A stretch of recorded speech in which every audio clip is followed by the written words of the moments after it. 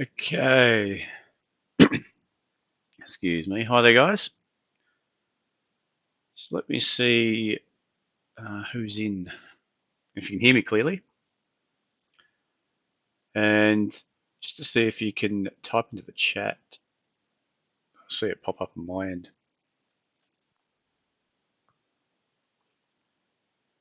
And then we'll get underway. Hope we all had a good day.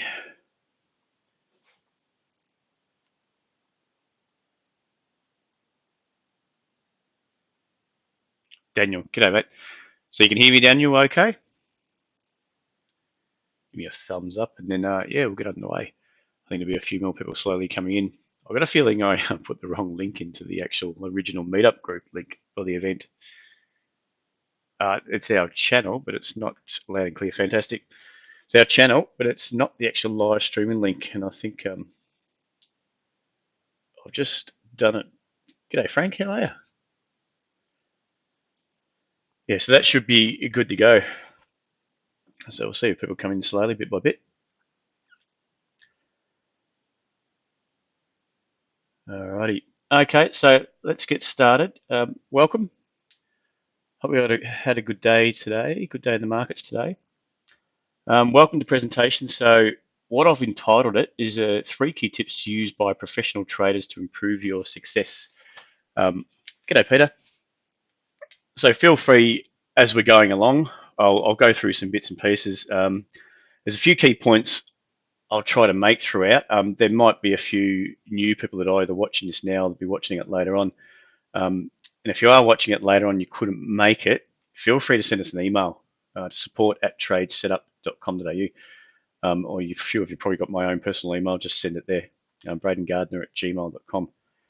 So if there's any things you're getting stuck on, any concepts or any ideas that you get stuck on that you didn't get time to write in the chat as we're going along, yeah, feel free to send us an email and I'll get back to you. Now, what I'll do, I'll go along, go through the material, and then just put in any questions as you go. I might miss one or two, but I'll try to get onto them as quick as possible, and there might be a bit of a delay, so yeah, bear with me there if I do miss it for a few minutes. Don't worry, it's just either I have missed it or I'll get back to it. It'll probably be more than likely just a delay kicking in. So my name's Braden. For any of you that don't know, I think so far the people in there know who I am, some better than others. Yeah, I've been around the markets for quite a while now, as a broker and then as a trader for quite a few years now. I'll go through my history in just a second, and hopefully you can all see my mouse. Yep, and then I'll go through some bits and pieces of how I got started. So first slide you can see up there now is what I call the evolution of a trader. So if you've been learning for a while, I guess no doubt you've gone through maybe some courses, some webinars, some free webinars like this, some YouTube. There's a lot of YouTube gurus out there. It's all can be useful material and some not so useful, which I guess you've all guessed if you've done a bit of research. For anyone that's new, just be wary of what you see also. I mean, it comes down to what you understand and what makes sense to you. And if it doesn't make sense to you, then move on, I guess. And if you can't question it, especially if you're talking live to somebody and you can't question, they can't give you a straight answer or something that makes sense, then maybe it's just not going to make sense to you. It can make sense to others, but it may not to you. And that's the thing about trading. Trading is finding your niche. It's not about whatever I say works for everyone. It doesn't, and it can make complete sense to you, but it just doesn't work for you. I mean, that's fine. But if you can get something out of it, that's also really good. So I guess the aim of learning is to digest as much as you can and what makes sense and what doesn't, and what works for you and what doesn't. Like I said, in saying that, I know what makes sense to me, and I know that it does work over time. I've not just developed through learning, reading, some mentoring as well. I was lucky enough to be mentored. Anyone that knows is Davin Clark. Great intraday trader, great trader. He was a professional trader for quite a while, still does a lot of trading now, but not as heavily as he did in the past. Lucky enough to be mentored by him. And like I said, stuff that works for him doesn't quite work for me. And I might look at it a bit differently to him, but took out a lot of useful concepts and interesting facts. So, which has really helped me develop my style of trading or my niche. So the aim of this webinar is really to put you on the right track and hopefully help it make sense to you. Okay. So who am I? I started as a broker in 2001. So that's my father got me in the industry many years ago, many moons ago. In 2001, I did my engineering degree, traveled overseas to Japan for a couple of years. Then, rather than come back and get into engineering, I come back and got into the markets. So it was all new to me back then. I only knew what my father had been doing for years before that.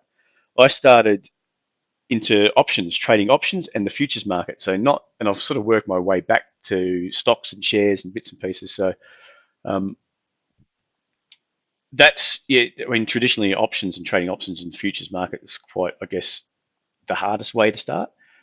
Um, but it is really good. It's a good way to learn as well and try to weed out some bad habits, I guess. So I did that.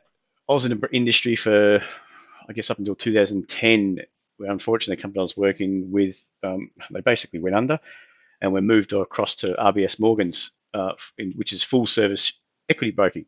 Did that for a year, left there, and then just traded my own funds, and that's where I started trading for myself. Now, not saying I was profitable back then, but it was a big, steep learning curve. So there's a lot of what I learned as a broker and what I believed as a broker, um, which was soon proven to be a little short, short of the mark, I guess. And I learned a few hard truths when I first got out. So from there, I mean, it's not always. I haven't been full time in the market since I left the industry. Did take a bit of a hiatus, I guess, a bit of a break. Um, did odd jobs here and there, and then got back into it probably 5 years ago now, full time, and really honed my skills probably in the last 3 or 4 years, and found out, really what does work for me. Um, I I'm a big technical analyst, so many of you know I love it. I love my technical analysis. I think there's an analysis. I think it's well underestimated by a lot of people, and it's wrongly used to by a lot of people. I think there's a lot of things people do. I just look at it and go, oh, it doesn't make sense at all to me. And I think that's what I've really found meets my personality. Just one second. I'm just going to message my son. I think he's trying to join in. Uh, Invalid response received. Just bear with me 1 second, guys. I'll just put you on pause.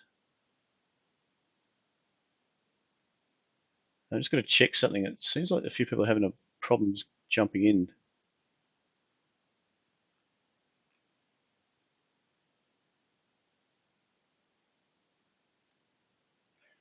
Just bear with me there.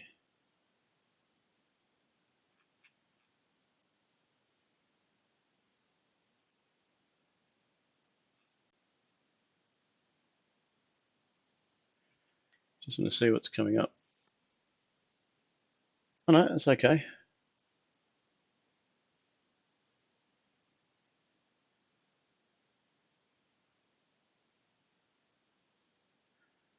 All right, just one tick.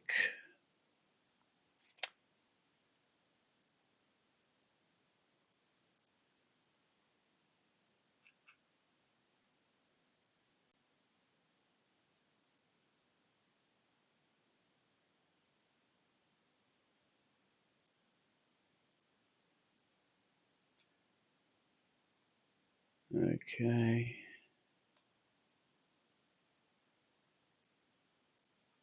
So it looks like someone's having a few issues getting in, but no, the link's working fine.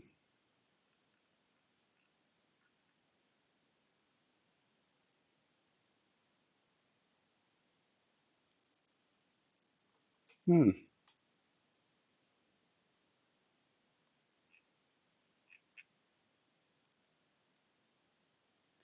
All right, I might have to just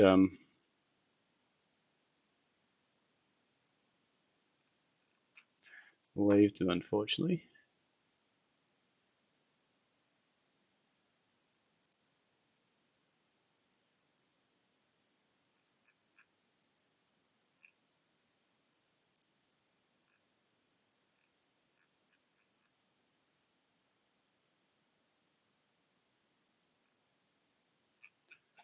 All right.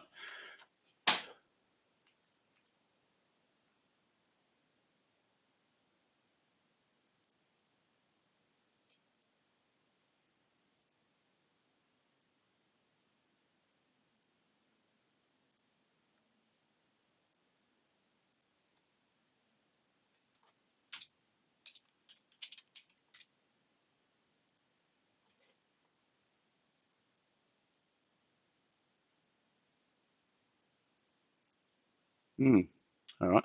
So you can all hear me. Did you guys come through the meetup link, or was it straight on I guess YouTube when it popped up?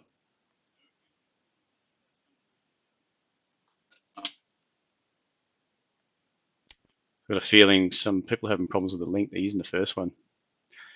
Just give me 1 second.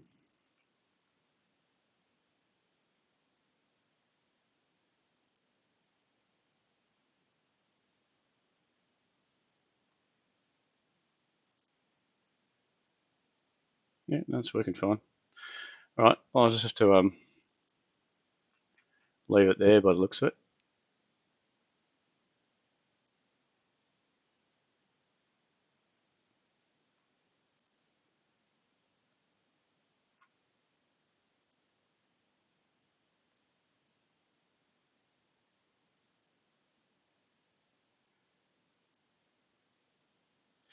All right. So I'll continue on. It looks like I can't see the problem. What's why people can't get in for some reason. Anyway, yeah. So where was I? So, technical analyst. Yeah, love that. Um, so I've worked with Davin Clark. So when I got started, it was probably about 2011 or so. Davin had a room running, and I just learned from that. And it sort of, I guess, it was really good. But you start to weed out your mistakes as you go along.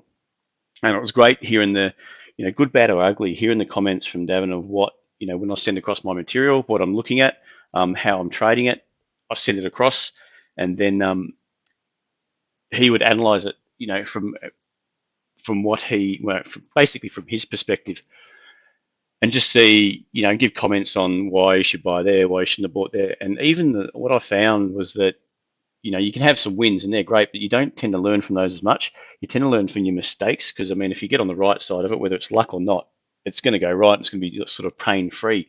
But when you're on the wrong side, it's human nature to want to know why. Um, and that's the thing, you're always looking for answers, and sometimes it's just not. You can have the same setup um, every day, and it doesn't always work out exactly the same. There could be, one day it could be one setup, the next day it works out completely differently. So you've just got to realize that that's the nature of the beast, and that's markets. So we'll talk about that a bit more later on. Um, so basically, what I do now is I just trade myself. I don't know, it doesn't really bother me too much what I trade. So ASX equities is probably the big focus. Trade the SPY a bit, although that's for me is not running as quite as well as it has in the past. Um, I trade a bit of FX as well, so we do a lot of bits and pieces on FX. Mainly the four majors: your Aussie, Euro, pound, and yen. Not too many of the others, and really just anything else. It doesn't really bother me too much. We do some crypto stuff as well. So that's just the stuff I'm sort of trading during the day, and we send out live alerts as well through TradeSetup. Um, I'll give you a couple of war stories just to, I think people find them interesting. It's so when I was back in broking, when you're a broker, you're sort of in that environment where sort of that bravado. You're talking about trading and getting into it. So when I was new to it, I started off on the night desk and worked my way to the day desk where you trade. You get a group of clients and you trade for them. So when I first started into it, I was trading. I don't know if anyone knows the 10-year bonds, and I was trading mainly the 10-year bonds, the Aussie 10-year bonds, and I was trading crude oil options. So I was trading the bonds, and I think for the amount I was trading for about 300 bonds, the minimum tick size, I think over the 300 was worth about, I think it was 50, 60 grand. So every minimum tick, I'm either winning or losing 50 or 60 grand. So you can just imagine when you're new to it, starting out for a few clients and trying to learn your way, it's kind of ridiculous. And you're taking those big swings. So, you might one day you make 150 grand, and next day you might lose 100 grand. So it was really, I guess trial by fire when I started out. And when I was trading crude options, I would trade probably 300 or 400 at a time, which is pretty good. So you're looking at, I don't know, that was $10 a tick. I can't remember. So if I was making 10 points, $100 an option. So what's 100 is 10 grand, a few grand, 10 grand, something like that. So you're really swinging around quite a bit. The options worked out quite well, but the bonds were, it was more of trying to pick out a directional trading. But that's how I started, and you can imagine, learning that way was kind of tough, and you get these sort of concepts in your head, and to later on find out I had to readjust all the concepts, readjust my trading style. But yeah, it was tough going. So still under that same banner, the evolution of a trader. So what I believe the success rate in trading, and you've probably heard a lot of that, is the 80-20 rule, and it applies to a lot of things. So I think it could be even more like 90-20, 90-10, something like that. But you get 80% of people are not successful and 20% of people are. So the aim of obviously anything is to get yourself along the right track and getting to become one of that 20, part of that 20% or 10% even of, to be successful. I don't think it's something that it can't be achieved. It's not like some people are made for it and some people aren't. I mean, good traders come from all walks of life. They differ in many different means, many different ways, and it's a matter of, a lot of it's not just discipline, but getting the tools and doing the hard work. We've got along the bottom here, you've got your trade, you take your stats, you review them, or you refine, and then you implement, and then you just repeat that process. It's not any one thing works all the time. The markets change a lot. You just got to put in the work. Keep doing your trades, sticking to your rules, what you've set down. You may have to, if you find that it starts going against you, it doesn't quite work, then you change them, implement the changes, and review it all. And then just continually go through that process. But you've got to really put in the work to refine what works for you and what doesn't. For instance, for me, I'll show a few different things later on. I had a big problem holding. No problem with taking off my risk, taking my stops, getting hit, getting knocked out. But one of the bigger problems for me was holding a trade. So some people don't like taking losses. So, they take these massive losses, and I guarantee you, without a doubt, you're always going to take a big loss if you trade that way. If you don't take you take your stops or take your risk or take your losses when they're there, doesn't matter how minor you think you can come back. There's always going to be one or two of those that get bigger and bigger and bigger, and you just, before long, you've cut your loss. You're probably at the bottom of the top, only to see it come back. So I never had a problem with that, but what I did have a problem was just letting things go and closing them too early when there was no reason at all to close out. So what I've got here, the three keys, three key tips I could probably push along to you tonight, and what I hope to, is mindset. And I think that's a massive part of trading. Anyone that's been in the game for a while would know that's true. It's something we're always continuing to work on, and it's, you've got different battles to take. So I think sometimes you might find something's always working, it's nice and easy, and it works good, and then dynamics change, and you've got to change with you got to go with the flow, basically. And that sometimes can be quite hard to change that mindset. It'll continually be on top of your mindset. Sometimes you just don't feel like trading, all these sorts of things. But I think mindset is probably underestimated by a lot of people especially when they're starting out, and what sort of percentage goes into your trading with regards to mindset, or how, to become profitable and consistent, how big a part mindset plays. Obviously, the other big part, what I feel is really to work on, and what everyone can work on, is getting into the right zones, which we'll talk about a bit later on. Some people, I don't feel, get into the right zones. They're not really looking at it. They might have read the Technical Analyst 101 book, taught to buy at resistance, sell at support, that sort of thing. But I think you've really got to understand what the markets are doing and price action to make sure that you're at the right zones. And then the second part is obviously trading those zones correctly, not just jumping in willy-nilly, but trading them correctly. You don't know if it's a key zone until it reacts off there, and if it doesn't react off there and you just jump in and buy it, you're soon going to get stopped out, and that's going to affect your results longer term if you sort of have that way. So I'll talk about it again, talk about that a bit later on with the way we attack our entries with regards to confirmation. The last bit, as a trader, really you got to think of yourself as a risk manager, sorry. So risk management is the third part that's key. When we all know that, I guess you theoretically you would know that, but some people really do have a problem implementing risk management or correct risk management. Like I said before, you got to know when you're wrong.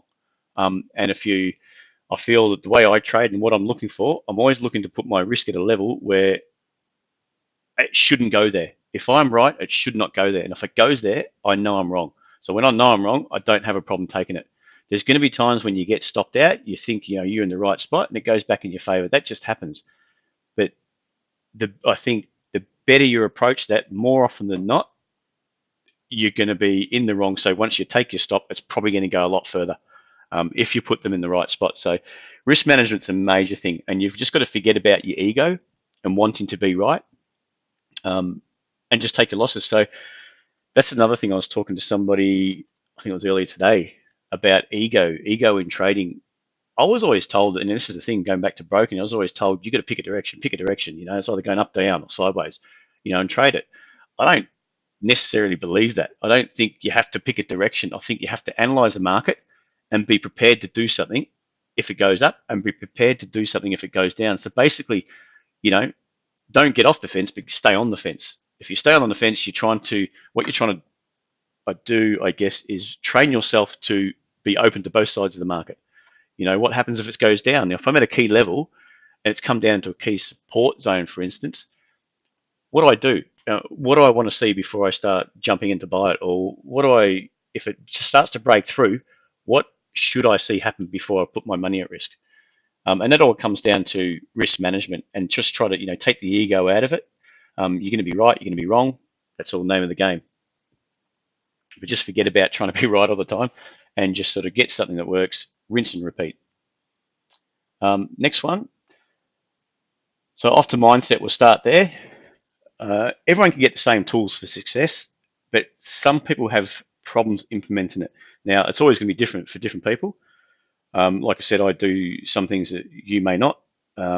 Some people here may never have a problem letting their winners run, but they may have a problem with taking their losses. The opposite to what I do. Some people may just not be able to pull the trigger, but once they're in, they're fine. So they miss out on a lot. Everyone's got different nuances, and once you find that out, yes, that's the thing you sort of focus on minimizing. So traits, I like to think traits of emotional traders. I mean, and what I've seen is quite common. People like to find the low in a bear market. So if the market's heading south, they're always trying to pick the low. I mean, it's just a natural occurrence. You look at it and go, it's too cheap. It's too cheap. It's gone back up. It's stretched too far for the downside. I'll jump in and buy it here. You just got to remember, price could always go further. So there's no reason to jump in until you got confirmation that it has stopped, and it is starting to bounce and so on. And the same thing on the upside. Everyone's trying to pick the highs in a bull market. I mean, that's just human nature. You think you can see how hard it's gone up or how hard it's gone down, and you just equate that to dollar terms, and you think, imagine if it comes all the way back down to the start, to where it went, I'm going to make so much money. And then sure enough, you jump in, you get stopped out, you jump in again, you get stopped out. And I've done it before. I particularly remember one night trading the Dow. It started rallying and it just started trending higher. I jumped in, I think, short, got stopped out, realized what was happening, and then jumped in long. And then back to my old problem, I jumped in long, make back my losses, and then saw it kept going, and then I started to get irritated, and it was more, that's when the mental side kicked in, and I started shorting it, knowing that I'd probably get stopped out again. So 3 more trades after that, selling into a strong market, and by then it was pretty much obvious what was happening. The market was going up, it was trending higher. There's going to be minor pullbacks. There's more than enough opportunity to jump in and get long, but instead I was trying to fight it, because you just get this thing in the back of your head saying, look, it's gone too hard. This is the time it's going to turn. And once you start realizing that you're on the wrong side of the market, but you've got this mindset that I was too late to get in long, it's gone too high, I think it's going to go down and I'll try to sell it. You get stopped out, so you try again. That's a surefire way just to chew your account up. So you've heard that before, the trend is your friend. So, if the market's sort of bear market, You're looking for sells. If it's in a bull market, you're looking for buys. Doesn't matter how far it's gone, because it can always go further. And third thing, not every reaction is the start of a new trend. If it's going down and it pops back up, doesn't mean it's going to start to go higher down. It's the start of a reversal, and it's market's going up. People, and the fourth point here, people are fearful when they should be hopeful, like closing too early. So, and that's like I said before, that's one of the things that really grate on me a lot. I start to look at, getting a good little gain, and then I start to go, okay, this is going to reverse on me. It's just that negative chatter in your head, and you've got to sort of train yourself out of it. And sometimes the way to train yourself out of it is to just continue to put yourself in that hard position of holding and holding and holding and holding until sooner or later you start to realize that, yeah, there's going to be times when you could have closed out and booked that profit and you get stopped out. But I don't think that's going to happen enough to wipe away that one good one that just continually goes, that there was no reason to close out early, and you just follow it up until you're stopped out. I mean, there's a good example we traded a while ago, SPT. It went up and it went it was a share. I made 100% on that, but for about 80% of that, I was wanting to close it out, because you think 20 or 30%, it was really hard and fast. You go, okay, I think it's gone too hard. It's going to pull back on me. It's going to pull back on. I should take the gains now. And this constant thing in your head, but you got to go, no. Is there any reason? Back, like I said, sit back on the fence, look at your chart. Is there any reason to get out? No. It could still go further. Yes. And then just hold it and hold it and hold it until you do get stopped out, until you're proven that things are starting to turn. And that's the reverse. People are hopeful when they should be fearful.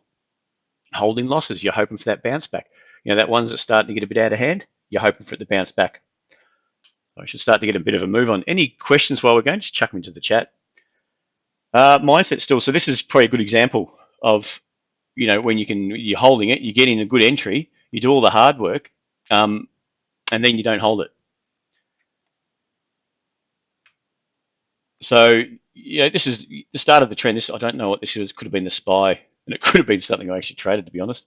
Entering long, you've got your setup, you go long, and it starts to go in your favor. You go, good. You got a couple of bit of expansion to the highs. You go, okay, it's gone too hard. Look, I'll just see if it can go a bit further. It goes a bit further. Then you get another red candle. You go, that's it. I'm out. I had a good trade. This thing's coming back. It's coming back down to the start. Look, I'll just get out. Take my gains. I'm a legend. Look how good I've done. It does start to go down. Gee, I'm a legend. I'm a really smart guy. Look how good I am. And then bounces straight back again. And then you spend this time consolidating those highs, and you'll be sitting there looking and going, well, okay, what's going on? There was no real reason for me to close out. I didn't get stopped out there. My stop could have been below this first couple of red candles. It stands higher, it comes back down, doesn't stop me out, then starts to consolidate and go sideways. And then you're sitting there thinking, well, why did I get out? What's going on? This thing should roll over. I want to be right. I want to be right in what my analysis was. And all of a sudden, it starts to take off, and you've got absolutely no reason to get out. Okay, so this can happen more often than what you think. And I guess a lot of people who have traded will see this time and time again. That's if you've got the problem I've got, of course. You'll see these things just go on without you, and you leave, part of be successful too and being consistent is putting yourself in the right position and then trying to hold it on for as long as you can. Try to get out as much. You've done the hard work of getting in. You've done the hard work of analyzing for the trade.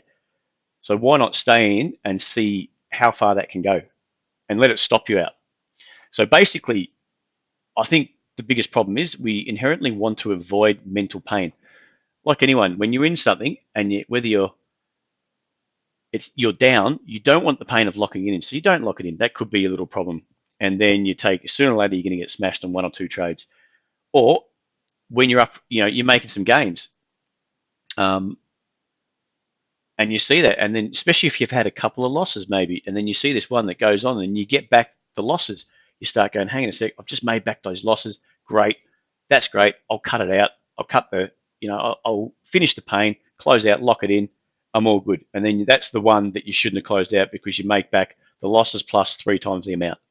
Okay. And that's pretty much what trading, every trade is a single trade. Don't think of them as, okay, I've had 2 losses, I've got to make that back. It's one single trade, and you're just trying to go through that process. Jump in, analyze it, looks good, you got your setup, you jump in, you honor your setup. That's another thing. If it plays out to plan, you've got to honor that, and you've got to jump in. And then just manage your risk. Like we said before, we're just risk managers, and we're just trying to manage our risk as we go. Okay, so next point, hopefully there was a bit just talking about there, the mindset, and I think that's some very important points there just to remember, and just trying to work out what you do or what you don't do. And then just trying to, if you find out that you also, like Pete just said, happens to me, selling too soon. If you do that, you just got to remember that's your thing, and then just continually take a step back, look at the charts or look at the trade and go, should I get out? Is there any reason to get out? No. Just the fact that it's gone high, it's gone up, doesn't mean that it's going to come back just because you've got gains on the table. I can guarantee you somebody else is looking at that going, this could go like a rocket. This is going to the moon, and they'll happily jump in. Okay, so everyone's got a different opinion, and you just got to remember that the market's made up of opinions. So just because you think it's going to come down doesn't mean the bulk of people may be thinking the same thing. All right, and so you just got to watch it and just trade what you see rather than what you think. So why do I love technical analysis? When we're talking about stocks, and we've spoken to a few different people before, and I know there's a lot of people that have that sort of mentality. Do your fundamentals. Fundamentals everything. I don't believe that. I also don't believe that technicals are everything. But I think the difference that I see between both, I like to think I'm a smart bloke, but I'm not stupid enough to think I know everything. And I think when you take a fundamental approach, to me, I feel like you're trying to pretend that you know everything, and you've worked everything out. I can guarantee you there's some information that you'll never know that could be the exact thing that you need, and you won't know that until it's too late, for example. And if you've done all this time working it out, you're doing your fundamental, doing all your research, like I said, it could not just be stocks, but it could be currencies.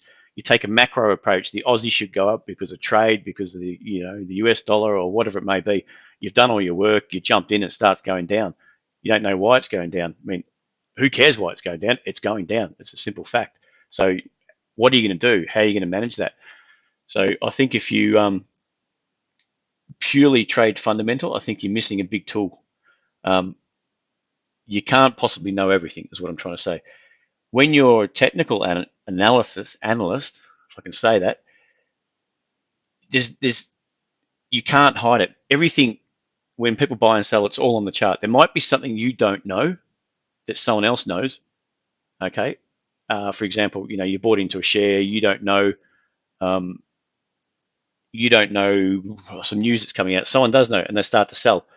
I mean, that news is not out yet, so a fundamental analyst might be sitting there thinking, okay, that's going down. It's just a pullback. It's just a pullback. It's going down harder. Oh, it's just a pullback, but it's just a big one.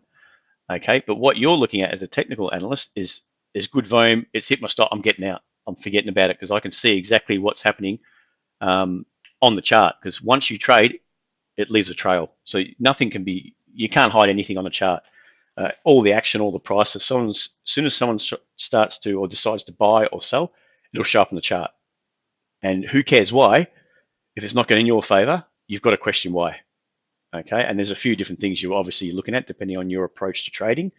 Whether it's regards to volume or whatever it is. If you start to get the market's heading high and all of a sudden there's a big pickup in volume and the market starts coming down, you don't really want to I want to wait till the news comes out because you know that there's somebody knows something you don't and it's showing up in the charts, and you could probably just start to reassess your position. In saying all that, I do use a blend of both. I'm always looking at, when I'm trading my shares, I'll trade basically off technicals, but I'm always trying to read enough, information to get a fundamental, I guess, landscape or picture of what could be happening and why. If I think it's going up, technically, the fundamentals are really got to say something supportive of that. If they don't, I've got to question, am I looking at the right thing in my technicals? So I do use a blend of both with a weighting towards technicals. And the same with trading FX. I try to get a macro idea of what's happening with the Aussie, for example. Aussie's trade related at the moment. It's heading south. Until they come up with a trade deal, it's probably going to keep heading south. But that's the macro reason why. And then I'm looking for entry short, basically, as long as the technicals keep showing me that picture. I've gone one too far. All right, so next one. Remember that trading is just probabilities. All right, when it comes down to it, like I said, with fundamentals, you've got to appreciate that you don't know everything. I mean, you can learn as much as you can, but there's always going to be something you don't know.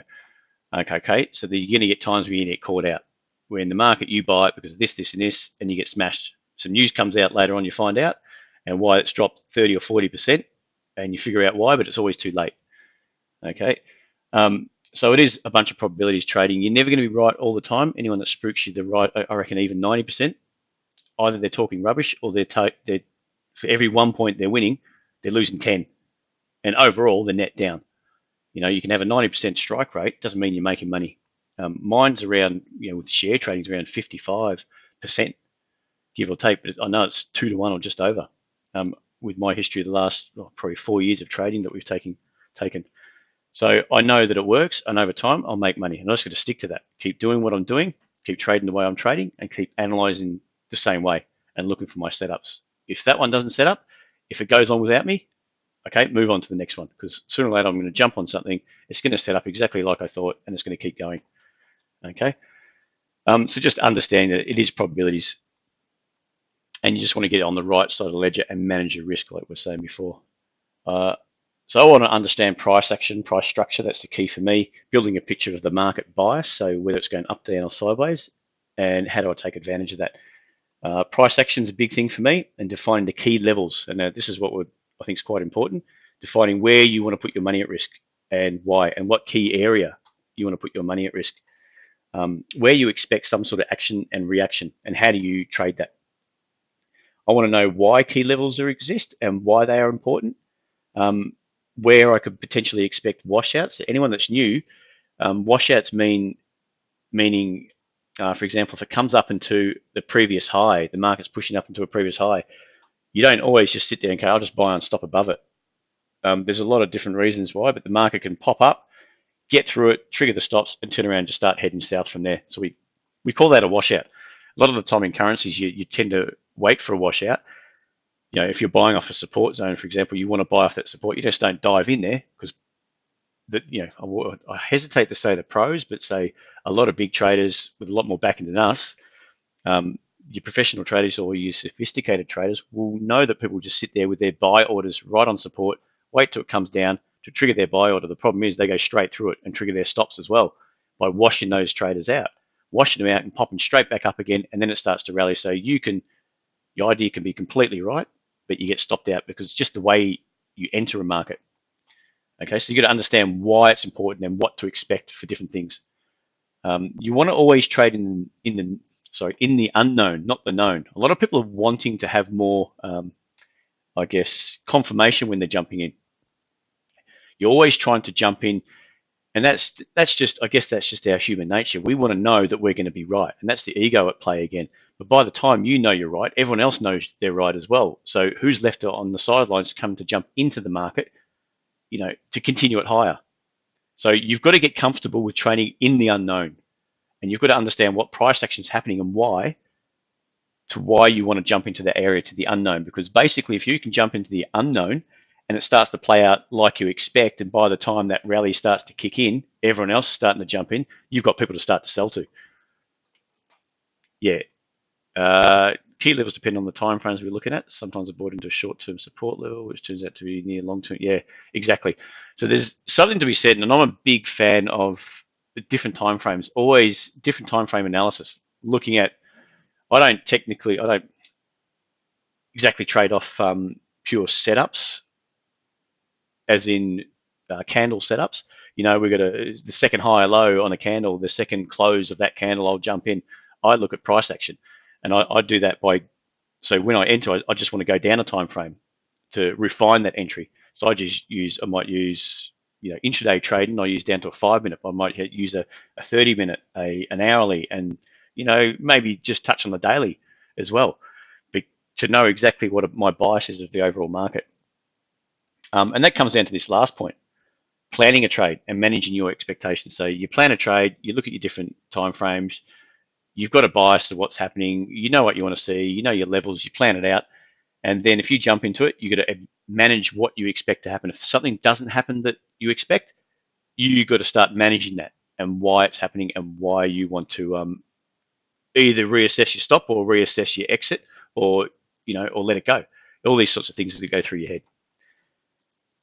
All right, we'll get on to the next slide. I'm starting to get a bit slower. So if I start to go a bit slower, sorry about that. Got a bit more information I want to get through. So understanding price structure and building a picture for the market bias, what we just said before.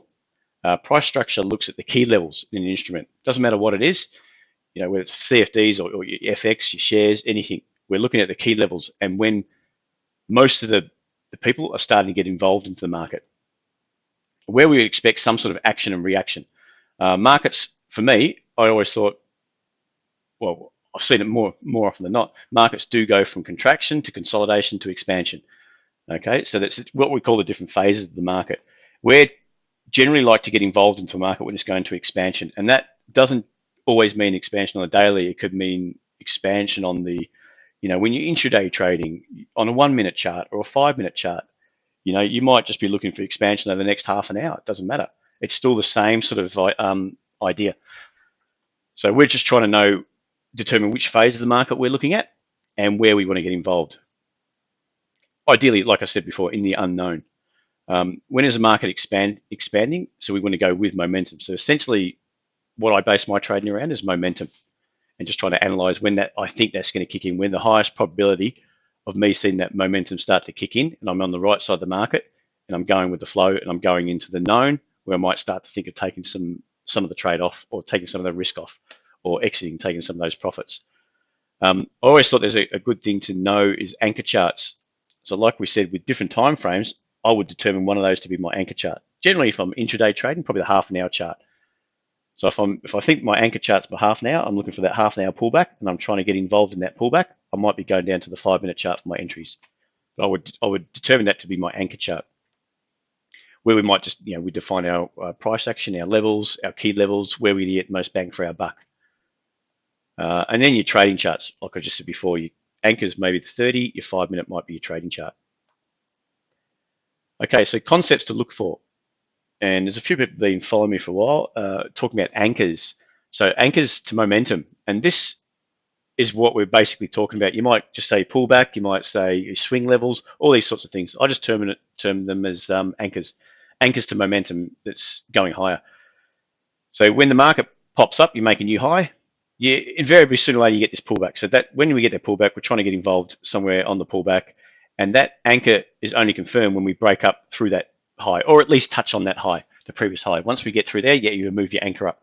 So you get the rally, pullback, anchors here up until you get to this stage. Once you get up to this spot in here, you just touch into new high, then you move your anchor up to this second position, and so on. But that's trading with momentum. With if you're trading shares, when you're in that momentum, the market's just heading higher, and that's ideally what you want to see, and that's how you manage your risk as well. Now, you obviously get times where you get complex price action when you might get a bit of a rally, then you get a correction, just a different phase. But it might all be, so we might see this kind of action, and it might be all part of something like this, just on a bigger time frame. All right, so you just got to realize that if you can mix and match your time frames, just understand you might get something that's complex when you get something that's popping up and you're determining your anchors, and then you get a bit of a pullback. You look like the trend is over, but the trend might not be over. It might just be a pullback on the weekly time frame. You're trading off the daily, or it might be a daily time frame pullback and you're trading off the 30-minute chart or the hourly or something like that. Okay, so you just get that pullback where you get lower highs and the market starts to head south. All right, so we do get different sort of markets, so an easily identifiable trending market, or sort of some sort of complex price action where, like we got here, the market's pressed up, pull back, you got your anchor, it's gone up. Then you get this 2 legs down just to clean out a few traders. This leg up may have gone fairly hard, and you might get this pullback, pops up, you get this lower high coming into play, but it's all with regards to your anchor. The trend has not broken, so I probably should have mentioned that. The trend's only really broken for me when that anchor's broken, the previous anchor. So if the market presses up here, if we press up here, I've moved my anchor to here. If we start to come down and we break back down through that level, then for me, that trend is broken, like we've just done here. Is that clear, just what I'm saying there? So the trend is up, I've got my anchor, a couple of pullbacks there. It goes in 2 stages, then we get this rally, continues to go high. I've moved my anchor up again a few times. I get my finer anchor to this trend up. The market breaks down below it. What I generally do, I'm out at that stage. If I'm following that trend up, I'm generally out. And this is what I say about managing your risk. So when that anchor is broken to me, I'm either expecting a pullback, especially if the market's gone quite hard, or I'm expecting a change in dynamics for the markets. More sellers to come in, more profit taking, it's potentially going from the known to the unknown again, because we don't quite know what's going to happen after that. And then you start looking for some lower highs, if the market has been up. So we'll go into that a bit more depth. This is just the same, just the anchor to a downtrend. You can see, so we'll click through that one. There's not much more to talk about there. This is a live example of anchors in play. So we got from the left-hand side of the chart, the market's pressed higher, and then it starts to roll over. Okay, and then we start to get the acceleration to the downside. You get that first reaction back up. Okay, at that stage, when it's going back up, we don't know exactly what's going to happen. Sellers start to come back in and start to pressuring it low again. As soon as you break this low, the anchor's down at this first red point. Okay, then you got that acceleration down, and then you got the market starting to press up, chops around, and then eventually goes down again. And as soon as it breaks down through the low, we move our anchor down. So if you're trend trading it, and your entry is way up here, your risk can go down to here once it's broken through those new lows. And this is how you're trying to manage your risk on the way down. Now, if you trade, if you're trading futures or currencies, you might take some off in stages. You might say, okay, I might trade 3 futures contracts. If this is, I think this is the Aussie, might be the Aussie from a while ago. The market accelerates down. I've got 3 contracts. I might take the first down when it starts to run out of puff, or it's really starting to get a bit stretched on the downside. I'd take one off, but I don't move my other 2 contracts down until I get an anchor to move down behind. So I want to be proven wrong, remember. I'm always waiting for the market to prove me wrong. And then I might take the second contract, expands down here. It's looking like it gets a bit stretched. You get this first high low. Okay, I'm out of the second one. And then wait till we get another anchor. It starts to roll over again.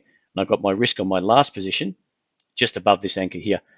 And then, of course, this is the kind of thing we're looking for when it the dynamic starts to change from we run out of sellers willing to press it lower. So here, for this market to continue, we need more sellers to press down through this low and just to continue the action down.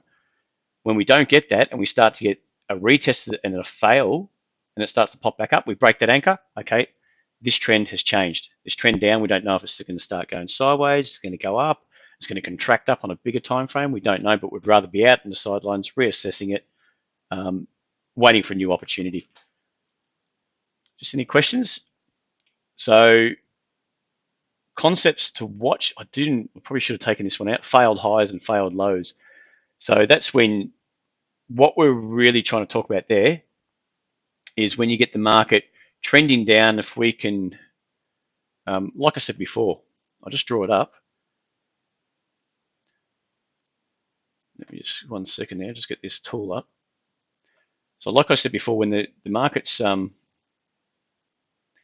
trending up or down, say it's trending up, when we start to get that kind of thing and you get a failed high means when you get that first pullback or a lower high comes into play. That's a failed high. So then you've got to start being on guard. Are we going to break down through that anchor? Or are we just going to start chopping around here, a complex correction, and then we're going to start building and going higher again? You don't know that. But that's just really to take that in, take it on board. What's happening when you get a failed high? It failed to push through the previous high. The market's built a lower high. That means, to me, sellers are coming in. A lower high basically means someone is not waiting for it to get up again. They're ready to jump in. And there's a lack of buyers there to stop it from coming down. And the same on the downside. If you flip that over, it's the same on the other side. So you've got failed lows, failed highs, and so on. So it's just a concept. And you only got confirmation of that when you get some sort of higher low in this respect. So the market's pressed down, a higher low comes into play, it gets supported at a higher level. Buyers are starting to jump back in again. They're getting a bit excited. They think it's going to go up. So there's just a lack of selling pressure, and that buying pressure starts to pick up. There's a failed low just there, and you're looking for potentially opportunity on the upside. Now, shoulders is another concept. Or do you move your stop to break even? I'll just touch on that, Daniel. I don't move my stops to break even. I don't really care about, I do care about break even. I'm stupid to think I don't. But say the market's pressed up like that, and you might have a correction like that. And if we can just draw that. So at the moment, this is my anchor just here. Okay, so my anchor's just there because I haven't got through that high again. So that's the high I'm looking at now. So my anchor's there. And if I entered, just say, for example, that was my entry. I entered on the rise there. I'm up this. So you can see that could be a 2-to-1 trade, a 3-to-1 trade. All right. At this stage, when the market's here, I'll just change colors. I don't know exactly what's going to happen. So the market's just starting to trade up. I haven't moved my anchor. I haven't moved it to break even. I haven't moved it up until I've confirmed that we've got a new anchor. So as soon as the market starts to potentially press up like that, and you say you get it at least testing that high, bang, my anchor's there. And then all of a sudden, I'm either in profit or I might be break even, or I might be somewhere around break even. Does that make sense? But I won't move it until I've touched on a new high. Okay, so within, say, a few percent, maybe 5%. But I won't technically want to move my stop up until I've either touched on that high, the previous high, on an uptrend and a reverse for a downtrend. I won't move it up until I've got a confirmed anchor level to place it at. All right. And there's going to be times, this is where it comes into when you're trading futures or when we're trading shares as well. We like to break I like to break the trades down into partials.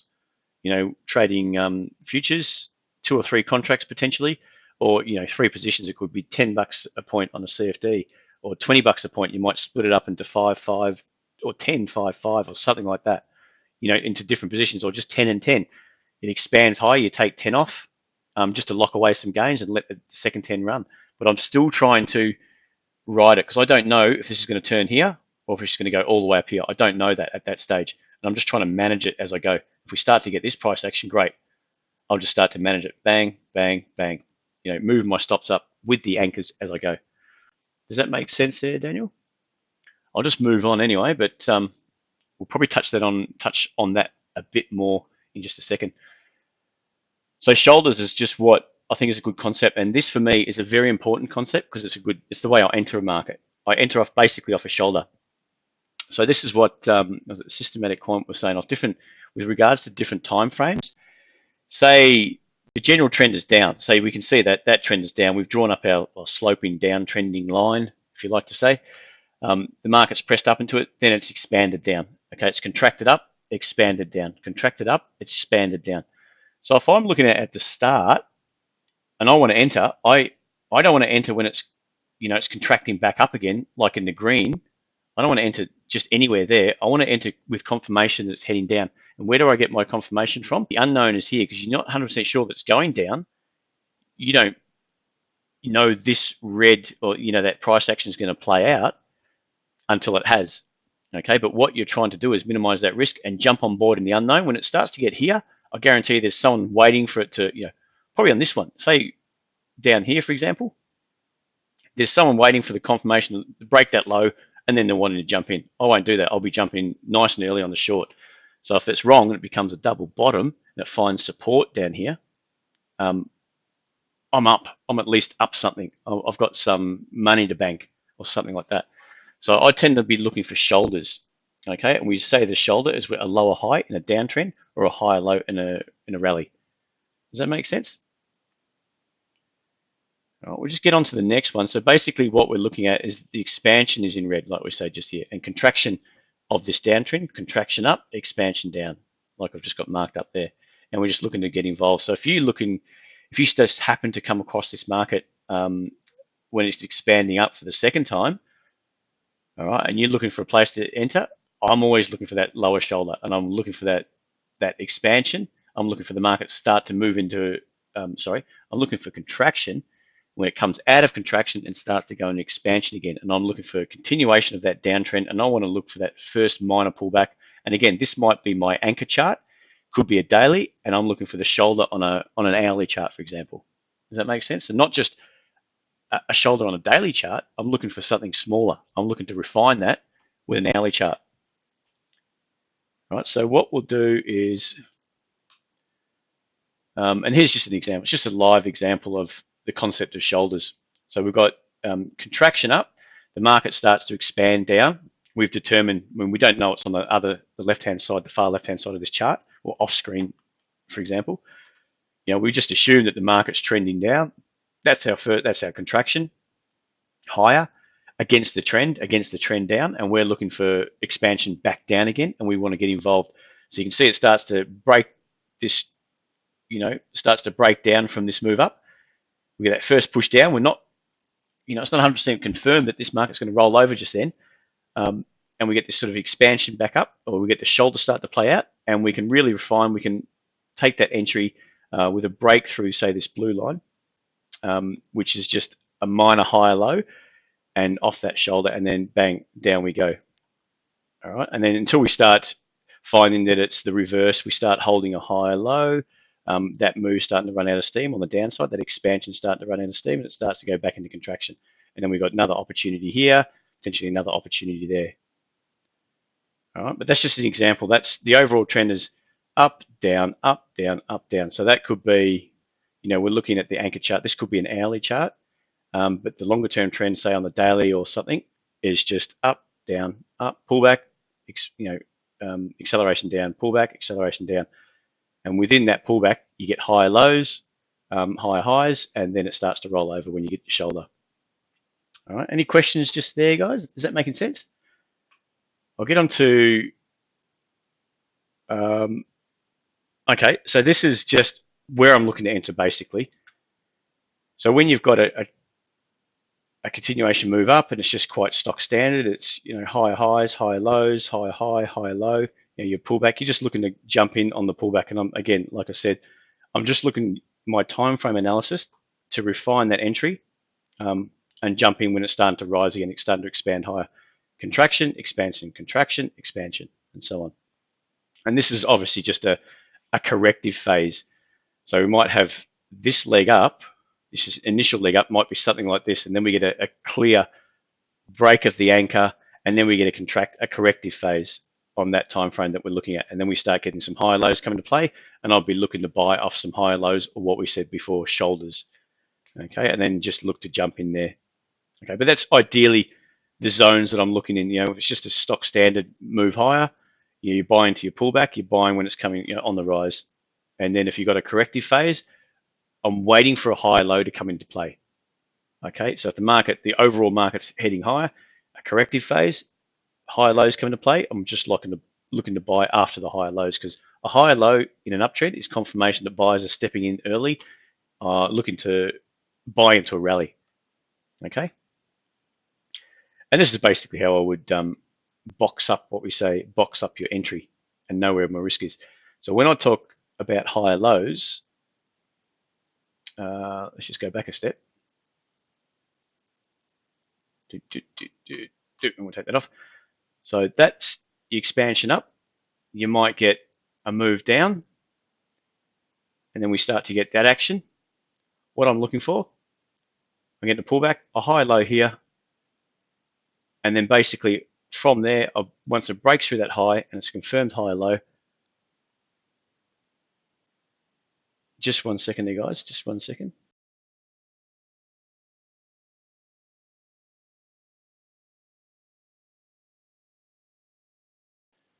Sorry, back on again to answer a quick question. So when we're talking about a higher low, this is ideally what I'm looking for. I want to see the market expand higher. This is your correction. You don't know how far that correction is going to go, whether it's going to turn into a downtrend or what.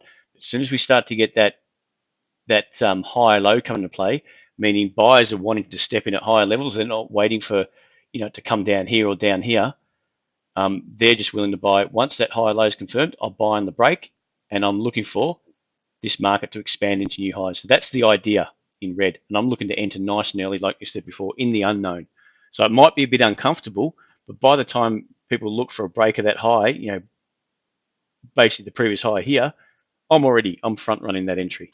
So in essence, by that stage, I find this a high probability setup. By that stage, by the time other people are entering here on the break up here, potentially with their risk down here or even here, they want more confirmation. They're buying more in the known because it's well and truly known by then the market's heading higher again. I've got some gains to be able to lock away potentially, and I could be selling to them if the market starts to roll over. Okay. So that's ideally what I'm looking for. I want some confirmation, and again, there's the other way that I look at. If the market's heading higher, you might get some sort of thing like this. We've got lower highs coming to play, and that's just your flag.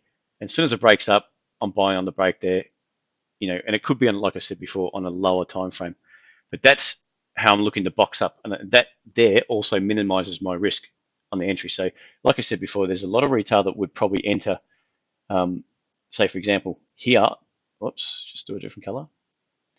They might look to buy on the break of this high here, and if they've got the risk way down here, okay, I think you can refine that a hell of a lot. And by refining that, I'm meaning using this kind of setup. Once you start getting that high low coming into play, and again, the reverse a lower high for a downtrend, when you get that sort of thing coming into play, the first sign that buyers are starting to step back in again, and you're looking for this next expansion phase higher, I want to get in as early as possible. I don't want to wait for the normal retail to start jumping in. I want to be selling to them potentially. So I think that's a big mistake that a lot of retail do. And again, I might be looking at a different time frame to get this kind of setup, whereas they're looking on a bigger time frame of this kind of thing, and they're just buying on the break here, okay, with their risk right down below. And that's the same thing what we just drew up there. Does that make sense? So by just dropping in a time frame or so, you can really refine your entry and refine your risk, and that's the name of the game basically. All right, let's get on to something a bit more. So this is just an example of anchors to a trend, and the different phases we could be looking at.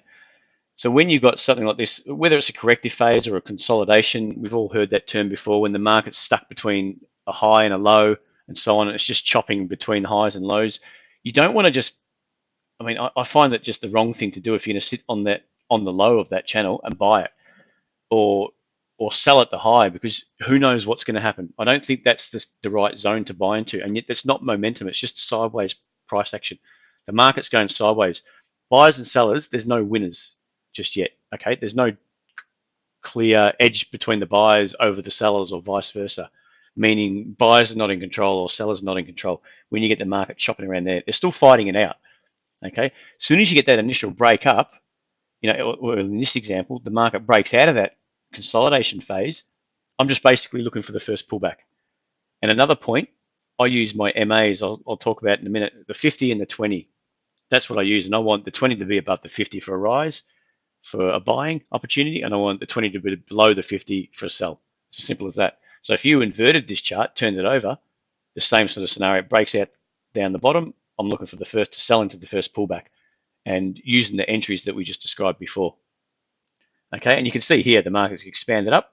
The first pullback, it's retested that low and it starts to expand back up again. I can either take a break of that little minor inside high, or I can refine that and move it up a bit. Breaks there, I've got my risk defined. It's either below it, say at point A, below that sort of minor double bottom, once it breaks through the high. So I guess I'll just draw that up quickly.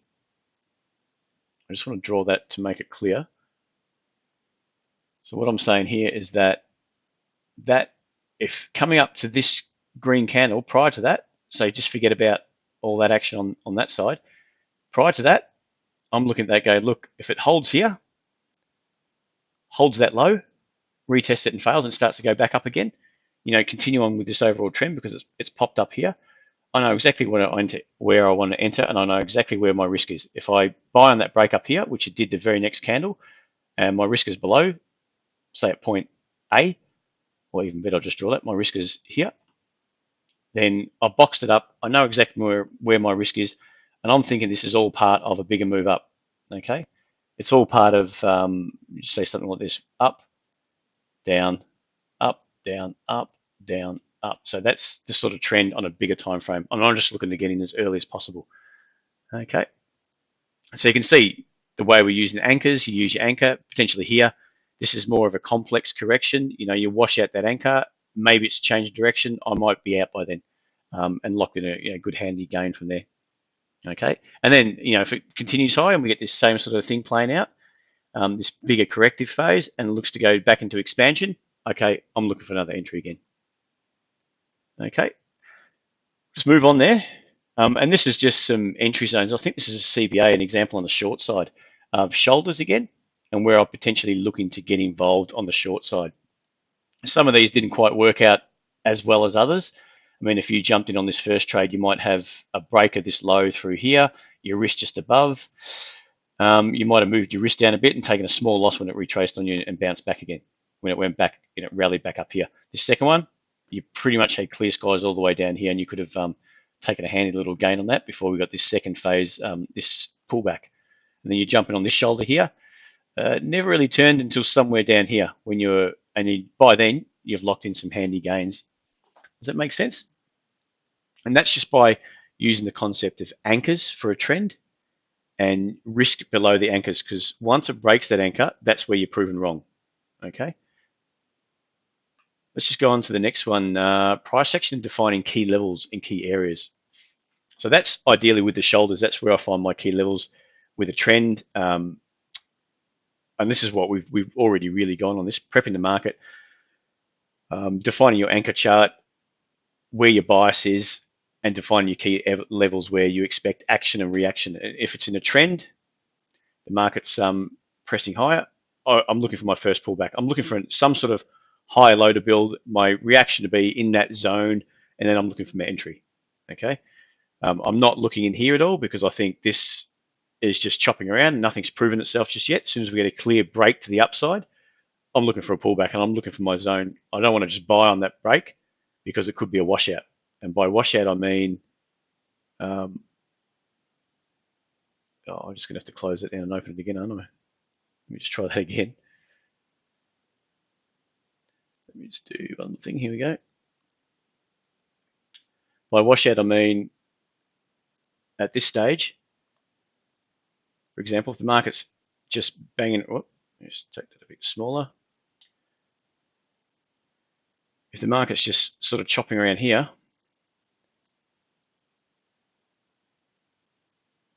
between a clear support and resistance, the concept of support and resistance, I won't just buy on a break, because who do I to say that it's just not going to pop higher and then reverse all the way back down? I've got into a trade, stop straight back out again. So what I'm looking for is that first pullback, because the first pullback, and if it holds a higher level, is confirmation that you started a new trend. We could get washouts to the top side. We might get a washout, like I said, down here. It pops back in, retests, and goes again, and then you get stopped out again. So if you just buy on the break without some form of confirmation, and confirmation might be, well, for me, is, let's just go back to this example. Let's just go here. The market breaks up, it might come back in, and I'm looking for that, my old trusty entry where I can define my risk. That's your pullback. One or two stages, doesn't matter. And then I'm looking for my entry, and I'm looking for the market to rally back up again. This is a key high low, but this is the zone what I talk about of trying to put yourself in the right zone. This is what I term as a right zone, my first pullback. I don't know where that's going to be, but as soon as I start to get that action of pulls back and we start to get a high low come into play again, this is all part of this move up. That's one, your pullback, your secondary move up.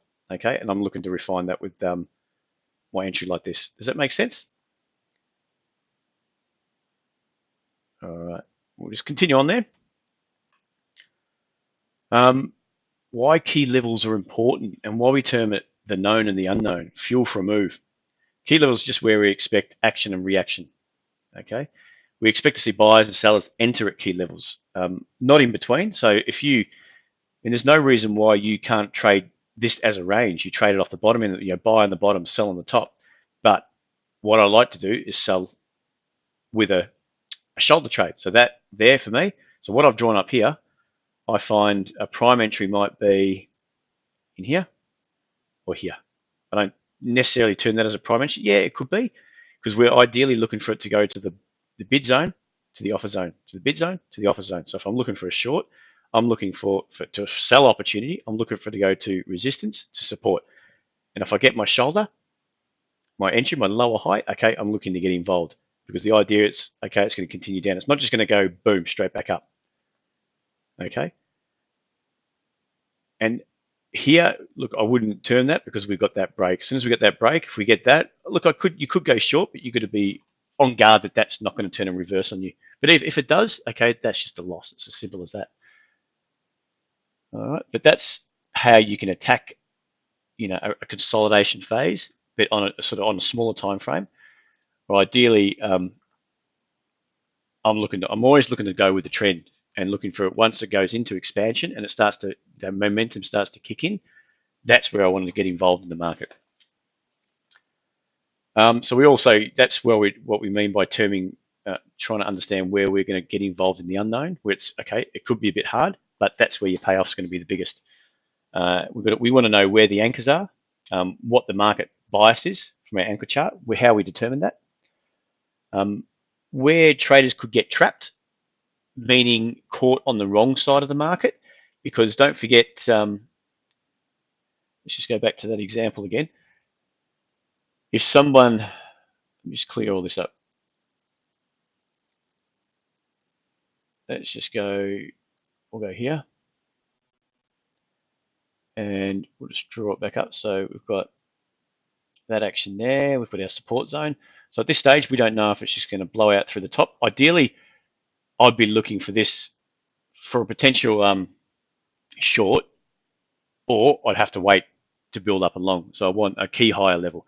So for this, what I mean by trap traders, you're going to get that pop up there. So that's the first stab outside the range, and you know that there's going to be buyers up there. People willing to buy it, looking for that just to continue all the way up here. That's their premise for it. But for me, there's no confirmation whatsoever there. And when I say trap traders, I mean we know that there's going to be stops up there, buy stops, and somewhere at some stage they're going to have to get out. So when the market turns and starts to hold that lower high here, they're going to feel the pressure, and then their stops might be down below the most recent high or low in here, or they might have moved it up. But either way, once they're trapped into a trade, they have to exit sooner or later. Whether their ego says hold on and they get out right down here, either way it's fuel for that move down, because they got to sell back into the market. Okay, so that's what I mean by trapped. When you get trapped with that false breakout, ideally if I was looking for this for an entry, I'd be looking for it to break back up again. As soon as it breaks back up, after that initial push up and out, you get that pullback. Not always get a pullback into the range, but you do. Once it consolidates that level and starts to go again, then you want to get involved, but not on that first thrust, because that could just be where you're going to get trapped. Now, if it does, like I said, if this goes up here and just continues to go, good on you. You bought it, you haven't any risk on the trade, but I think more often than not, you're going to be the one that's going to be trapped and caught out on the wrong side of the market. All right, next slide. So this is what I want to just talk about. This is an example. I think this is on the euro that I've used for a few different talks. Sorry, any questions, just chuck it into the chat before we continue on, because this is probably going to be a good example of building the premise for a trade and doing all the work that we said before. You've got your anchor chart. You're trying to define your key levels. You're trying to define where you want to get involved into the market, and you're just taking it step by step.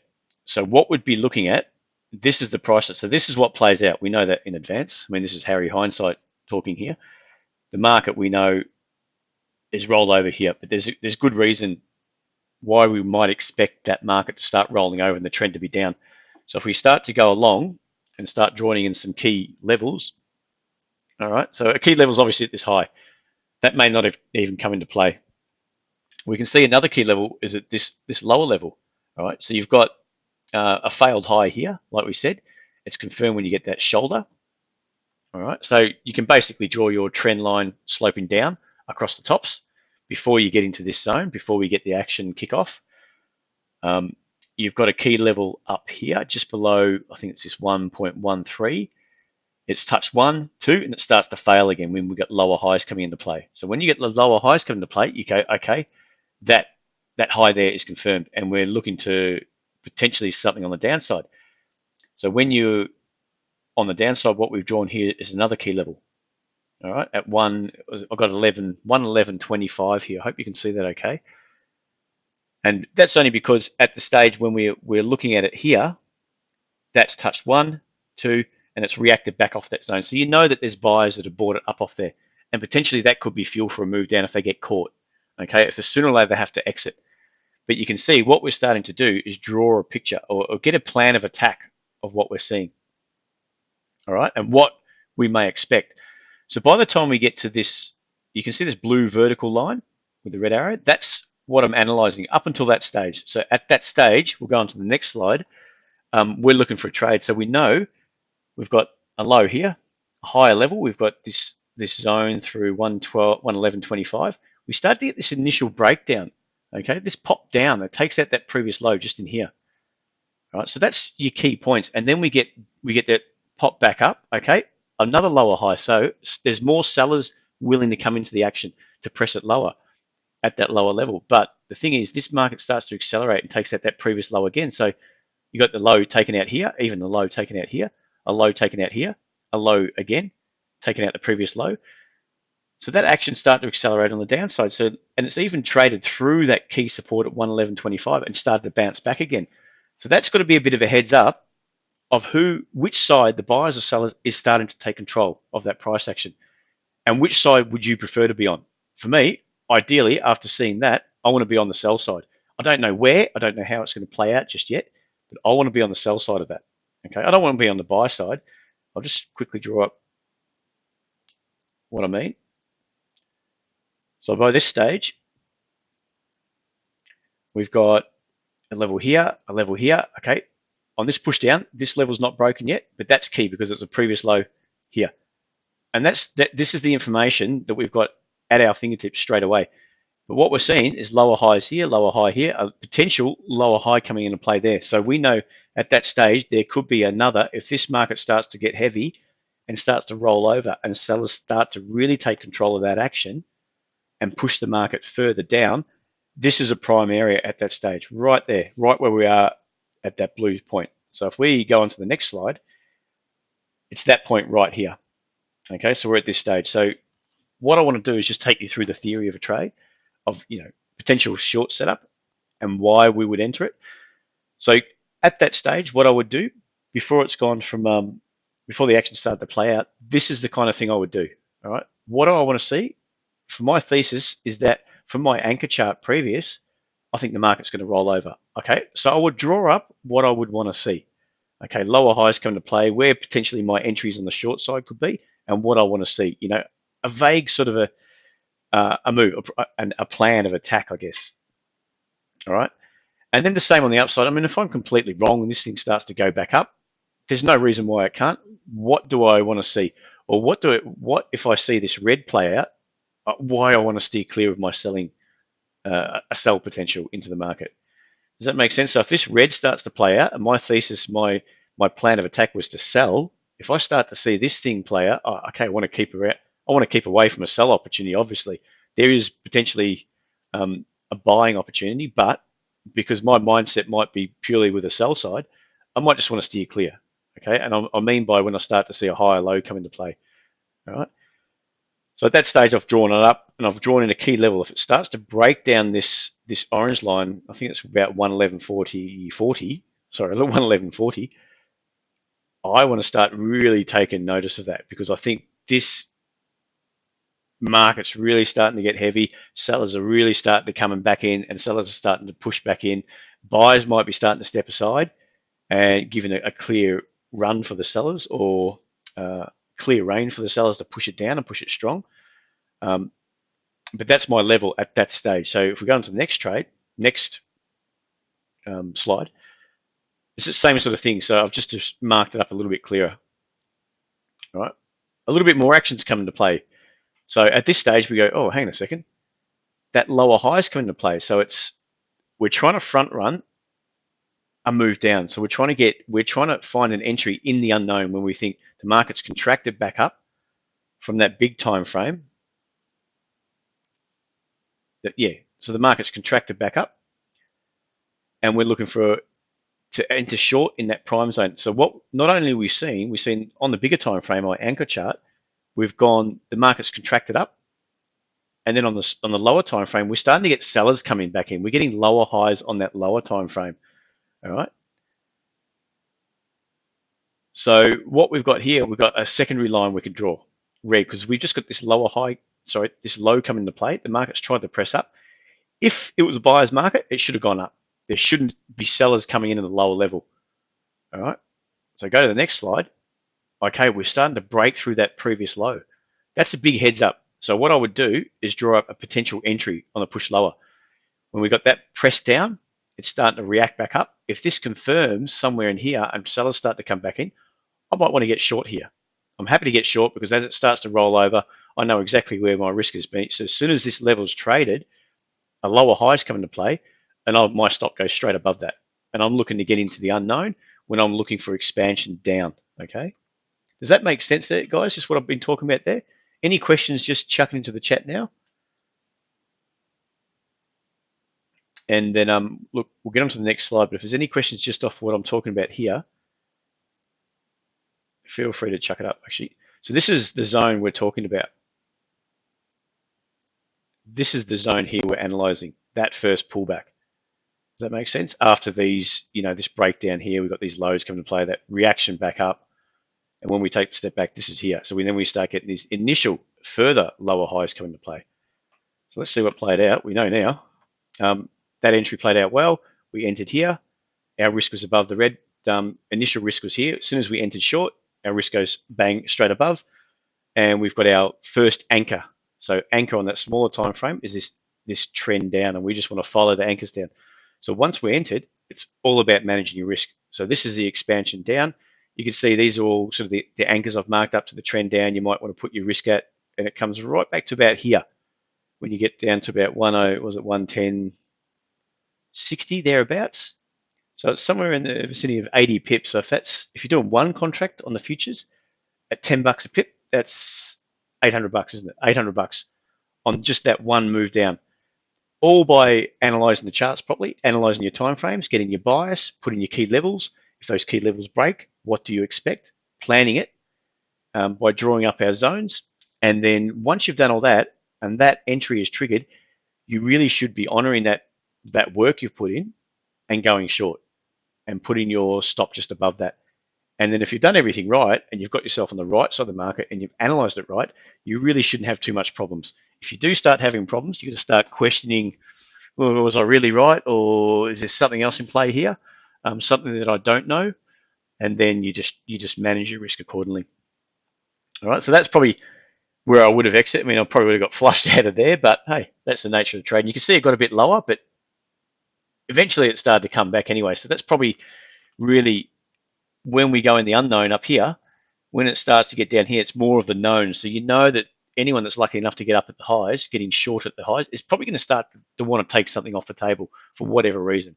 They might have different risk management parameters than us, but there's going to be a stage where we're going to start to get more choppiness of this as the buyers starting to step back in, the buyers start to step out, soak up any selling pressure, or anyone that happened to get short is starting to just buy it back and close out. Okay, and then you start getting those little spikes higher, and we happen to get caught in that. Anyway, that was just managing our expectations on the trade. All right, so my basic indicators of what I would use and where I find my edge, I use the 20 and the 50 of what I said before. I use stochastic set at 1133, sorry. I might use a momentum indicator and a MACD just for sort of an idea of the momentum. I look for washouts, like we mentioned before, especially on currencies. If you're trading currencies, I tend to love to look at washouts. So I think if there's a washout and it pops back up, especially when I'm looking for, washes out a support zone, and I'm looking for a buy opportunity, it washes out and starts to pop back up, I might take that as a very good sign that there's going to be some sellers caught on the wrong side of the market, trapped, and they have to buy back to get out of the market, and I want to go with the flow. Okay. I also look at extended markets when it's extended into a level. If it's stretched into a support zone, I don't want to be a seller, really. I want to steer clear. Look, it may keep going. I don't care, but more often than not, it's not going to keep going. I don't want to keep myself out of trouble and look for something else, look for another opportunity. Trap traders, which we said before, looking for markets going from contraction into expansion. So I think that's a key thing.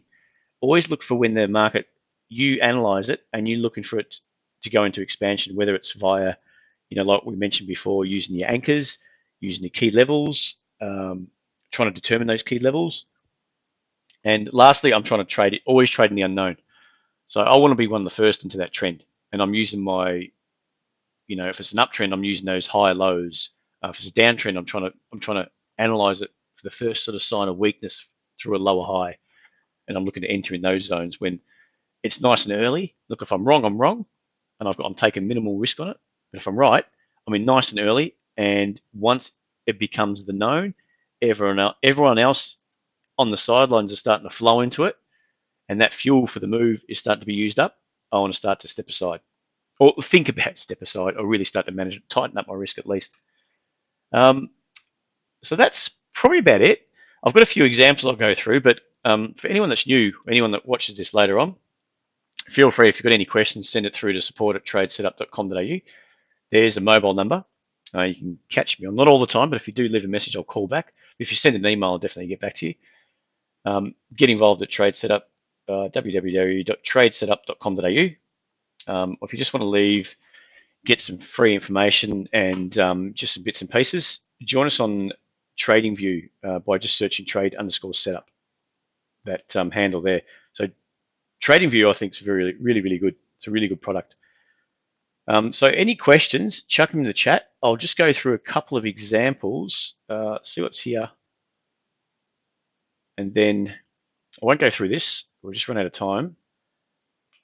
I just want to go through, just while I've got this up here, this is just a SPY trade. So this is what I would do time and time again. Okay. I would just, even if I haven't traded it, if I've traded it, I would like to mark it up, take a few notes and put it on file. So when I go back and look at it, I'm just trying to cement in my head by constantly reviewing why the market could be moving and what could be triggering an entry or triggering that price action. And this is just a different concept. There's a few different concepts here we haven't touched on, but just what I would do more often than not, what I've always got in the habit of doing over the years is marking it up and drawing my prime entries, just to continue to remind myself what I'm looking for.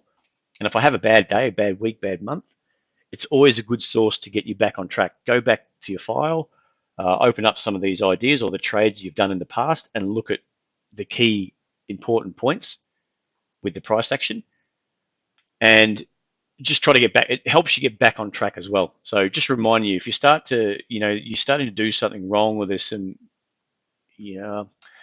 bad, what are they called? I wouldn't say bad things creeping into your trading, but mistakes starting to creep into your trading, or bad habits. It's good to go back onto when you were profitable, consistent, and just look at what you were doing. Has something changed? If something's changed, rectify it. If it hasn't changed, it could just be a bad patch, and you just got to weather the storm. Maybe minimize the amount you do. You might go, 3 contracts down to 1, or you might be doing $50 a point on the SPY contract on the CFD. Go down to 10 until you start getting that more consistent profitability. Does that make sense? So that's just what I'm talking about, going through some different examples. I'll go through some SPY, just a couple of SPY examples, some actual trades. Here's one. So this is a trade that I did not, by marking up my different levels. I don't know if you can see, there was just a minor level down, or a level support level. I've marked in this resistance zone up here. And then, so we go to the far left-hand side when I started drawing all these little nice lines on it. You can see that market's gapped up and we started to ease lower. Okay. What you can see here is a higher low come into play. So as soon as that higher low comes into play, and we're not getting back down to this low, so if I draw that up,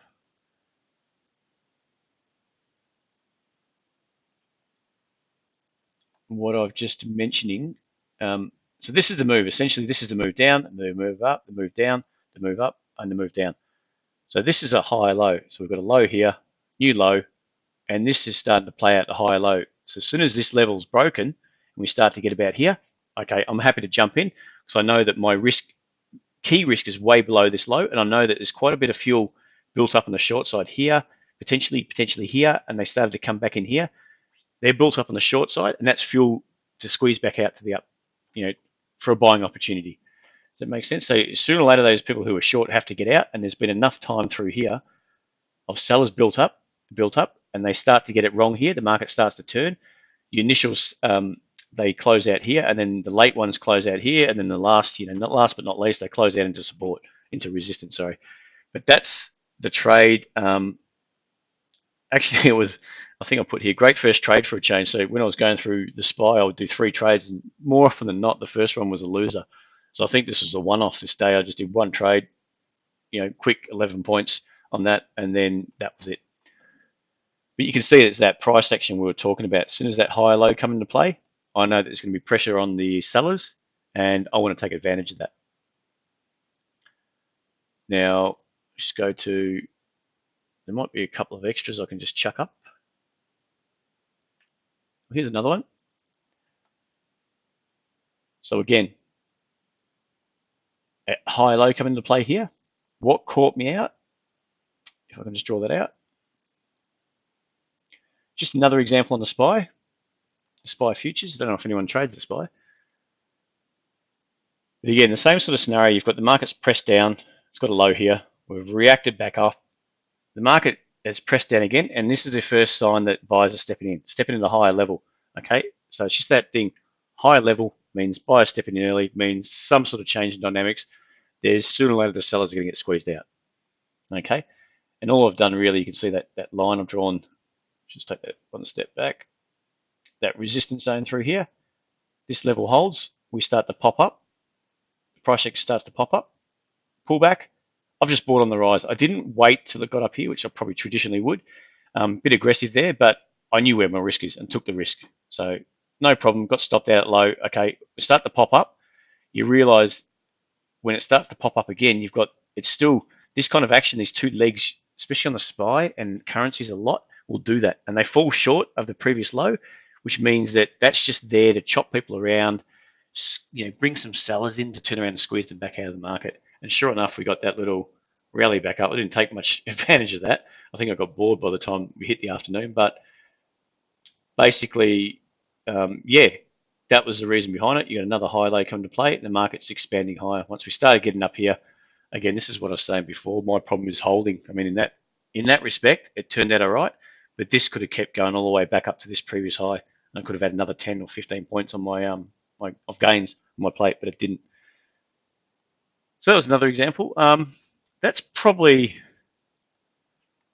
I'd say we've done an hour and a half now.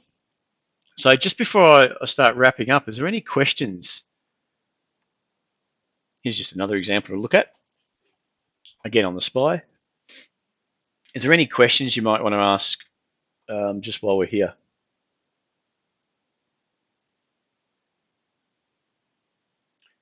If there's not, yeah, if you've got anything you want to chuck through the email to support@tradesetup.com.au, feel free, and I'll answer it from there. So now, also what I was saying, what we put up on the meetup group, what we're doing is a bit of a helping hand, I guess, to helping a lot of people, is just trying to, a bit of mentoring, a bit of one-on-one mentoring. It's only a short session. I mean, it is a free session, so it's only probably half an hour of mentoring.